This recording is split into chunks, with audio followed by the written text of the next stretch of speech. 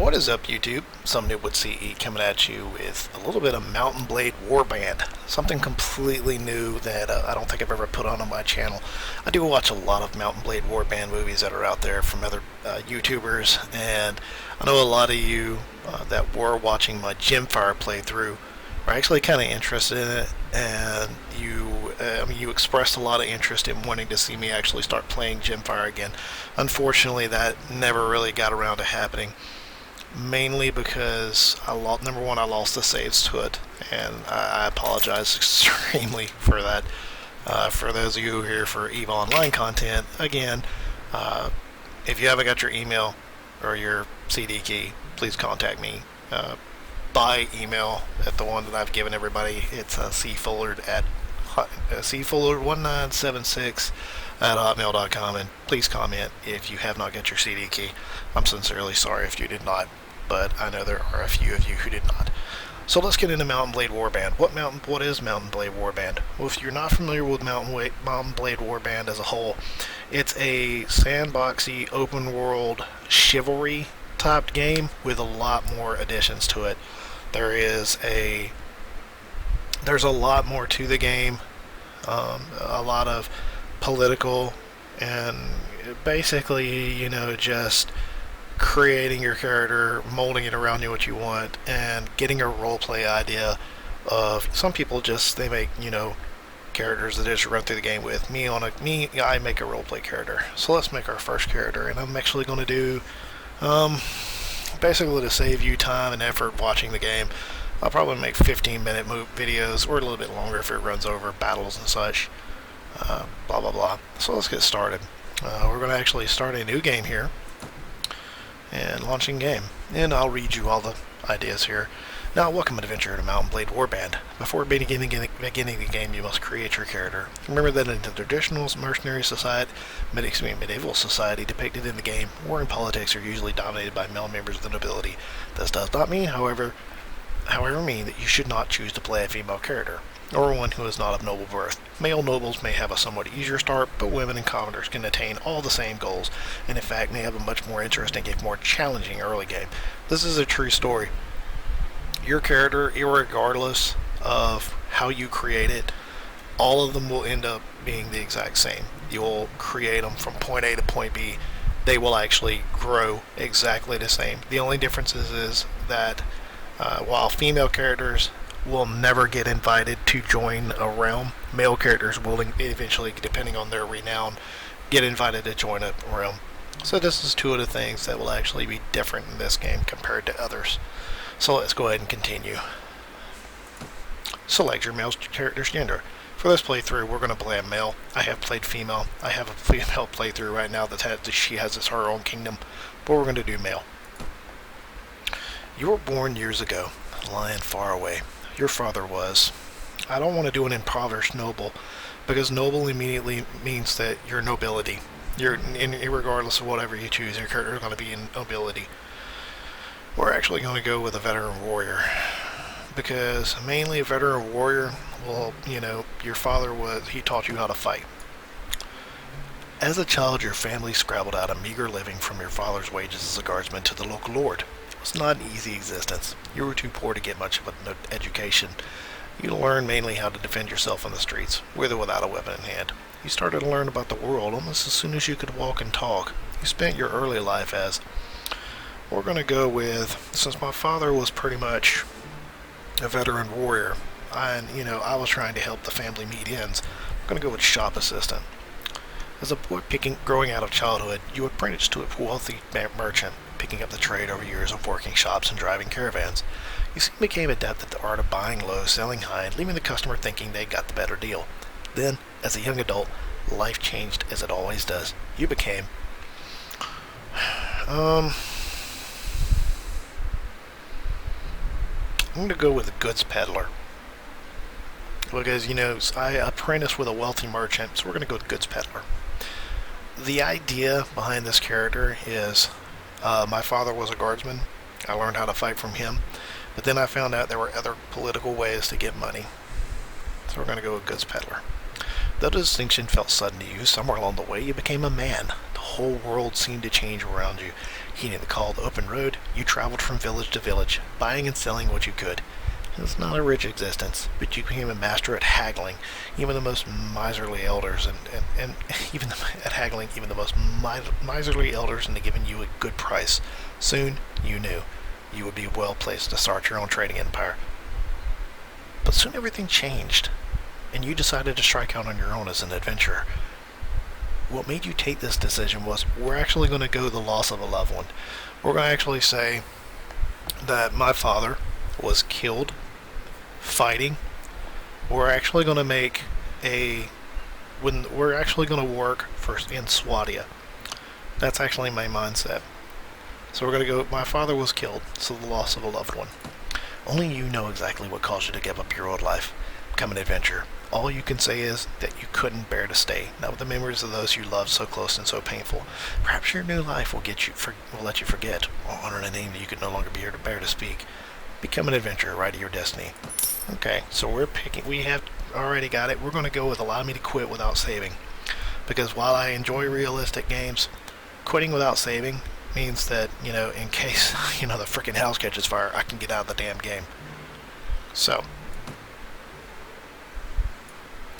now enter your name and distribute your attribute skill and weapon points. You can click on various elements on the screen, learn how each one will affect your character.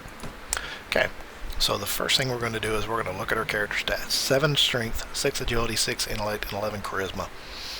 I like my charisma because charisma will end up being prisoner management and persuasion. What we're going to say is, my character's father was murdered mainly for the money in his pocket, and he was murdered in a back alley going home from work. They took his money, and now his son has actually went from being trying to be a merchant to now he actually wants to work as somewhat of a vigilante. The idea is this. I don't want to bring the public into this fight. This is a world that is going to be rife with pain and a lot of hurt. But I want to try to keep them away from it. So the idea is this. I'm going to press people into. Let's go ahead and get into this. The idea is I'm going to get, if I find bandits, looters and stuff, I'm going to press them into work. In other words, you're going to work for me now until you've earned or died. You've either earned your salvation or you die, whichever comes first. So, in essence, what I'm going to do is I'm going to keep bandits of my party. Bandits are going to be part of my group, and you're going to be with me this entire time. Furthermore, I will not recruit troops. So actually, let's make a list real quick so I can actually keep up with this. First, we're going to make a new file on my notepad right here, and we're going to make the rules. Number 1, can only use troops that you either A, get as prisoners. So in other words, I can get them if I can get them as prisoners, then cool, they'll work for me. Now with that said, that's going to mean that I'm going to need a lot of fucking charisma. Why? Because prisoner management is a skill that you will absolutely need. So we're going to put a point into charisma. That'll give me, 3 times. Every 3 points you get another level. So right now I'm at 4 prisoner management, which means I'll get 20 prisoners. But we're going to actually put a point into intellect, so I can get 2 points there. So actually, let's back up. Let's put 1 into charisma, and then let's put 1, 2, 3, 4 into prisoner management. Cool. Now, in order for me to get troops, I'm going to need persuasion. Persuasion is going to be a skill that will be very much required, because persuasion means that with higher persuasion, there's a better chance that they'll fucking join me. So we're going to need persuasion, which again, that's going to be a charisma skill. So what we're going to do, we're going to sink another point into intellect, which will give me 3 points, and then, 1 more. Actually, let's go back. Let's do this. Let's go 1 point there. 1, 2, 3, 4. And we'll point 2 more points in the persuasion for now. That empties us out. Okay. So we're good there. You notice one thing here. I have writing 2, but I have pathfinding 1. I don't have any spotting. That's kind of depressing. So let's get a point in intellect. That'll give me a point, and then we'll put a point into spotting. That way I at least can see things coming. Okay. Now, another rule I'm going to make for my troop, my little army here, is B.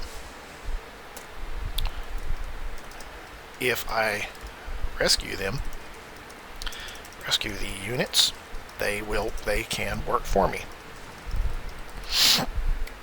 Cool. Alright, so if I rescue, so what I mean by rescuing units is if I come across an army and there's an army, you know, he's got like 27 troops with him and they're all captured prisoners. If I fucking see that and I'm like, oh, I'm sorry, I didn't mean to F-bomb this. If I see that and I'm saying, okay, cool, I'll save them. If you know, after I win the battle, they're like, thank you for saving us, I will capture or bring in what I want. So that's another source of troops. The other way is C. If I own a village, I can recruit from it if they are at 30 or above loyalty. The reason I'm saying that is, actually let's make that easier. Let's make it 20. 20 or above loyalty means they're supportive of me, so that means they'll actually consider working for me. These are my villagers. I'm real nice to you.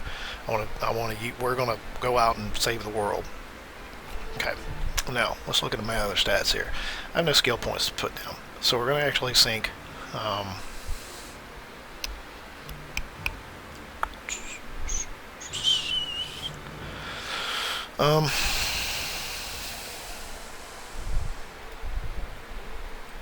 Let's make another rule here. Let's make this rule number 2. I'm going to make it so my soldier can only use starter equipment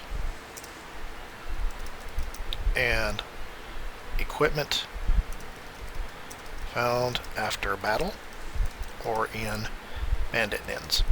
Okay, the reason for this is because I don't believe in supporting. I believe that most of them are corrupt. Most merchants are slightly corrupted, but I'm wondering where their money is going to. I know what I'm spending my money on, and it's going to the good of the people. So, you know, unless I specifically get the loot, it also adds for the fact that I believe in, you know, taking from those who are no longer going to use it and just putting it back to use, recycling pretty much.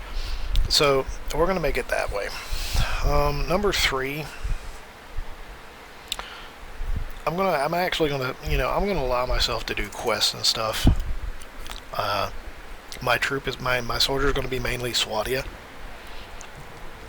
I'm planning on making him Swadian, so that's going to be something. Let's hurry this up and get this to fuck over with. All right, so I've F-bombed again. I gotta quit. I'm trying not to F-bomb all the videos, guys. I'm sorry. I'm really sorry. I'm trying not to F-bomb. I'm trying to be a good boy. Alright, so let's see here. I don't really like the fact that I don't have any shields. Okay, so let's go ahead and do this.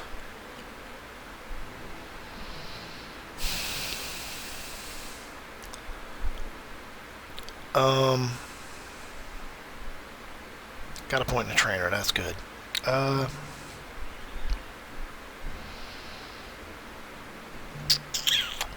So let's put a point into agility because I'm going to need more shield, and let's put a point into strength so that way I'll get more hit points and more stats. Alright, I'm trying to keep these videos below 15 minutes, but I'm sorry, this one may go over a little bit. Alright, so most of my stats are in pole arms, which is okay. I'm not too pleased with it. That just means jousting is going to be fun, but I want to put some points into one-handed. For now, most of my points are going to be in the one-handed because I don't really foresee myself using anything but one-handed. And we're going to make, my character is going to be named Terrell Vidar. Sounds good. Terrell Vidar. Alright, so let's make Terrell Vidar. Okay, adjust your characters using the buttons. Okay, blah, blah, blah, blah. Alright, I don't like that look, so we're going to randomize. Ugh, no. No.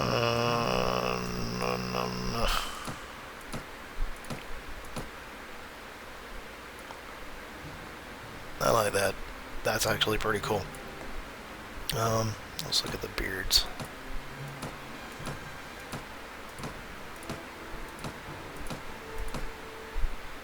That's cool. Oh, yeah. Okay. Age. And, well, actually, let's give him a little bit more of a beard.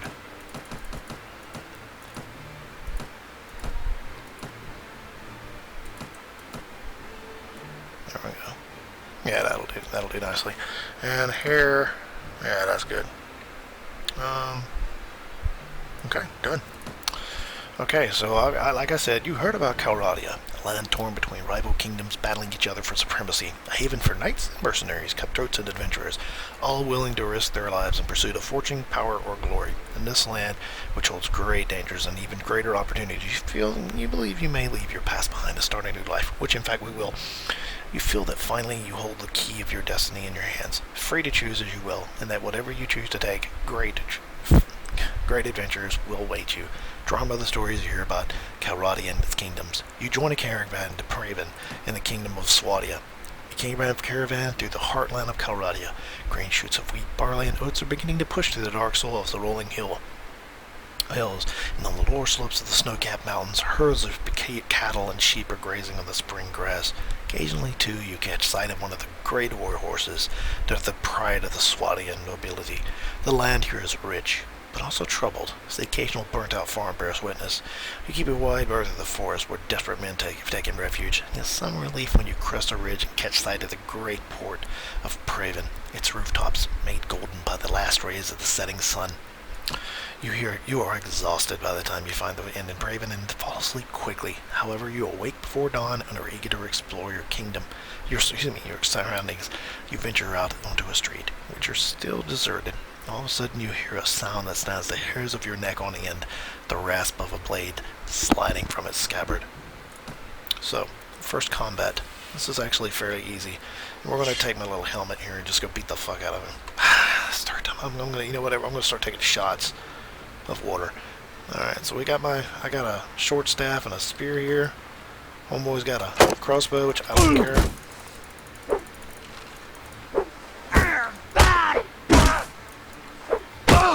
Gotta put this away. There we go. Thank you. Okay, that was a little bit more troublesome. Alright, Merchant of Praven's gonna come out. Are you alright? Well, I guess you're alive at any rate. I'm not sure they can say the same for the other fellow. That's one less safe to trouble all streets at night. I gotta come up with everybody a voice. Although, heaven knows he won't be the last. Anyways, maybe you can help me with something. Let's talk more inside. Out here, we don't know who's listening. The merchant takes you to his house. Once inside, he stands by the door for a while checking the street, then finally, convinced you have not been followed, comes nearer you to speak. Alright, so let's quickly go up to him. Now, let me explain my proposition. We've always had blah blah blah, blah blah blah blah blah, blah blah blah blah blah blah blah blah blah blah blah blah blah blah. What do you say? I'm interested. Oh, blah blah blah blah blah blah blah blah blah. Okay, blah blah blah blah blah. Blah blah blah blah blah. Okay, so basically what he wants me to do is he wants me to go recruit 5 men and get them to save his brother, who has been captured by bandits. We're going to go ahead and tab out, and now we're outside, and the first thing I see is 11 deserters are swatting a crossbowman. Okay, so we're going to save here. This is the first episode. I hope you guys enjoyed this, and I do thank you very much for tuning in today. We're going to continue right where we left off right after this. I have another 50-minute video, so stay tuned. There'll be another video right behind this. SomeNoobWithCE signing out.